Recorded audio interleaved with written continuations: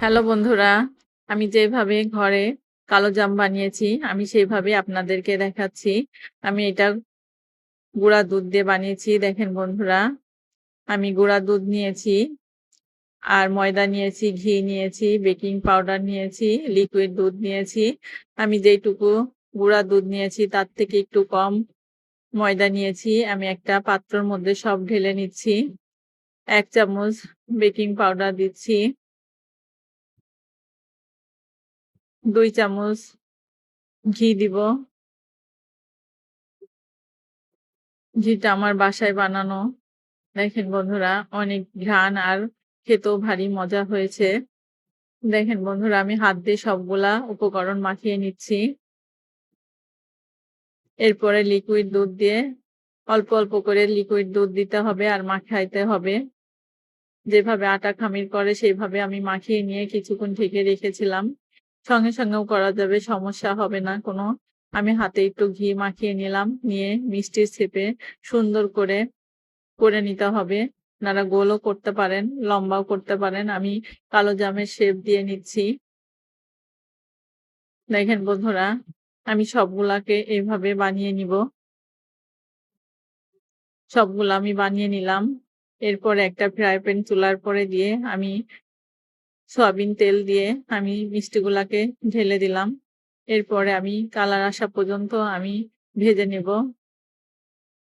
চুলার জাল মিডিয়াম দিয়ে ভেজে নিতে হবে। আমি সবগুলাকে এইভাবে ভেজে নিলাম। এরপরে আমি একটা পাত্রে উঠিয়ে নিব। দেখেন বন্ধুরা, আমি সবগুলাকে উঠিয়ে নিচ্ছি। আমার মিষ্টিগুলা ভাজা শেষ। সবগুলাকে উঠিয়ে নিয়ে একটুক্ষণ রেখে দিয়ে আমি পাশের চুলায় আমি চিনি একটা পাতিলে দিয়ে দিলাম। একটা দারচিনি, একটা এলাচের ফল। আমি ১ কাপ ২ কাপ চিনির মধ্যে আমি ২ কাপ পানি দিলাম।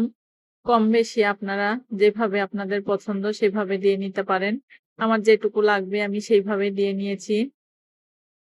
কারণ চিনিটা স্বাদমতো কম বেশি সবাই খেতে পারে। আর আমি একটু ১ চিমটি লবণ দিয়ে দিলাম স্বাদের জন্যে। এরপরে আমি ভালো করে বলকে নিচ্ছি। এরপরে আমি মিষ্টিগুলাকে ঢেলে দিলাম। দিয়ে আমি ঢেকে জাল দিব।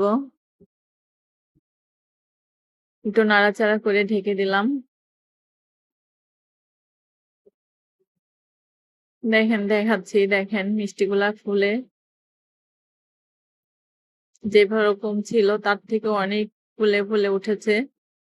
এভাবে আমি কিছুক্ষণ কুক করে নিব।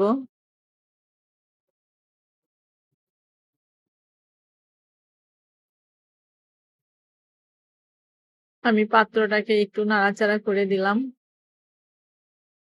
দেখেন বন্ধুরা, আমার মিষ্টিগুলা হয়ে গিয়েছে। আমি ঢেকে কিছুক্ষণ রেখে দিলাম। রাখলে মিষ্টিগুলার মধ্যে রস ঢুকে যাবে আর খেতেও ভারী মজা হবে। দেখেন বন্ধুরা, আমার মিষ্টিগুলা খুলে দেখছেন কত সুন্দর হয়ে গেছে। আমি একটা পাত্রে ঢেলে নিলাম। নিয়ে দেখাচ্ছি, দেখেন বন্ধুরা, এত নরম আর সফট তুলতুলে নরম, বড় ছোট সবারই খুব পছন্দ হবে। আমার ভিডিওগুলা যদি ভালো লাগে লাইক, কমেন্ট, শেয়ার দিয়ে আমার পাশে থাকবেন। আল্লাহ